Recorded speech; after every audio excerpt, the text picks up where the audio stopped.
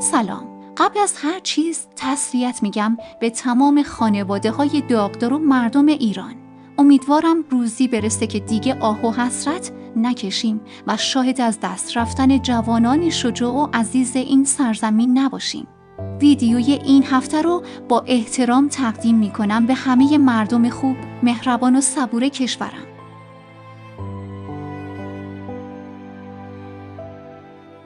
تو این ویدیو روایت‌های واقعی از خارجی‌هایی میشنویم که از مهربانی و انسانیت و مهمان نوازی مردم ایران گفتند. Which country made you most hopeful for the future of civilization? Wow, that's a great question. Walking the streets of Tehran and having people stop me with perfect English. Like, why are you here? Where are you from? I'm from America. Wow, you're here alone? Yeah, why? So I've always wanted to come to Iran. Thank you for coming here. Please don't kill us. Where you see that they want the future. صحبت‌های احساسی یک توریست آمریکایی درباره مردم ایران. Come out and help and offer you their phones and to help you in any way, invite you to their families' homes, invite you to dinners, to sleep at their place, whatever it might be. That's the goal of travel. I want to say to the people of Iran, you have a special culture and you're a special people. Just gets the short end of the stick. How their voices, how the beauty of this country doesn't get out. The human side of things, and so many people wanted to connect purely, authentically. Yeah. I hope this captured some of that.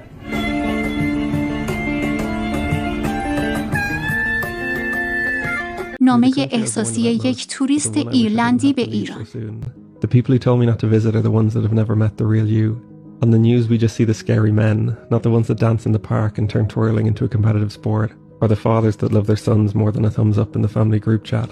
We just see women in hijab. We don't see the fighters, the cyclists, or the generation of mothers teaching their daughters to demand more. Ireland put you on the do not travel list.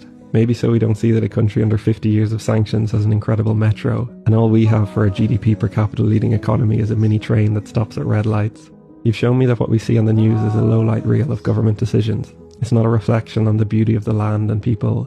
You're a country of people that stop to give you tea, refill your bottles with ice water on the move, and empty their trees to fill your bags with fruit.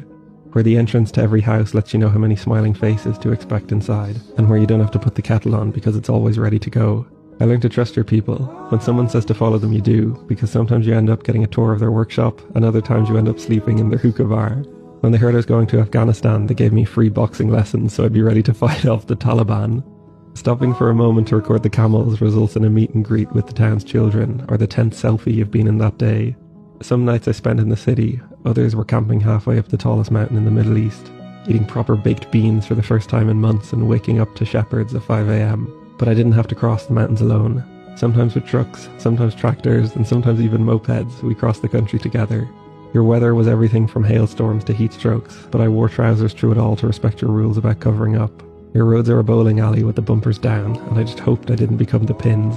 But you blessed every traffic jam I had to squeeze through when your trucks were busy doubling it and giving it to the next person. Your signs speak in SpongeBob meme text, experiment with serifed speed signs, and optimistically suggest there'll be a tree next to the picnic bench in the middle of the desert.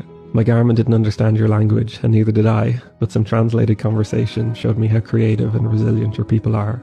Foreign brands are cut off, so you make your own Coke, Fanta, KFC, and Heinz ketchup, and there's nothing copyright laws are going to do to stop it.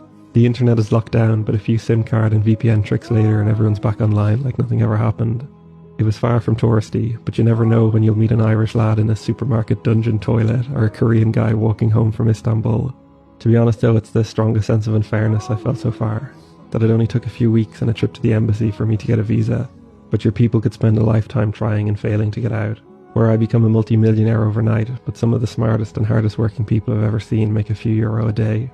I hope the optimism they have for the future is correct, and it won't be long until everything improves. Until then, thank you for the last month, keep pushing for more, and I can't wait to meet again. های جالب چارلی کورک درباره موفقیت ایرانیان در آمریکا.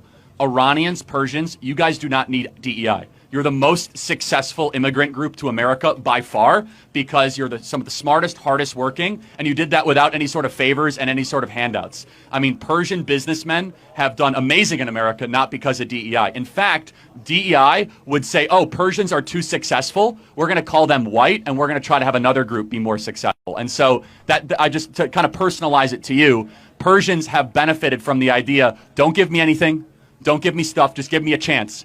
And because of that, Persians or former Iranians are some of the wealthiest immigrant groups in the history of America. Are you Persian?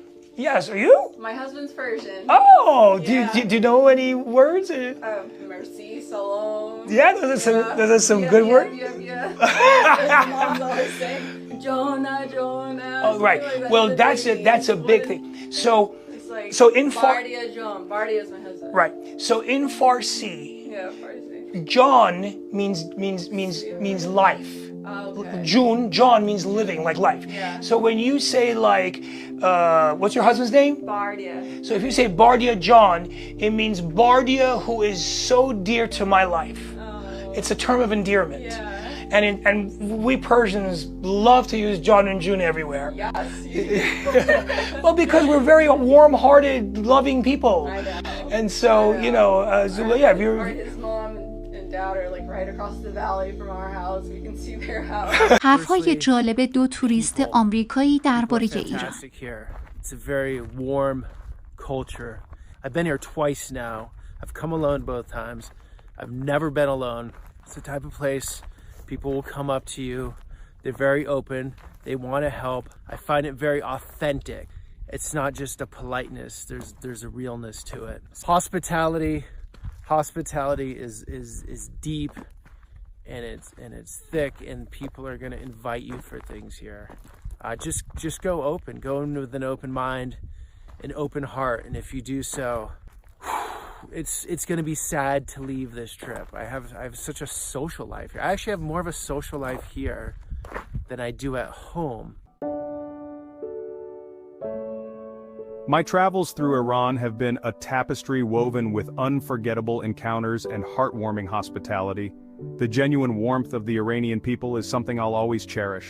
From chance meetings in tea houses to invitations to share meals with local families, I've experienced kindness that transcends cultural boundaries. صحبت‌های جالب مادر مکزیکی درباره مردم ایران. My favorite thing about Iran is the people, because people are very, very nice, and they were always very nice to me when we lived there, and I will forever hold them in my heart, and they are just very nice people.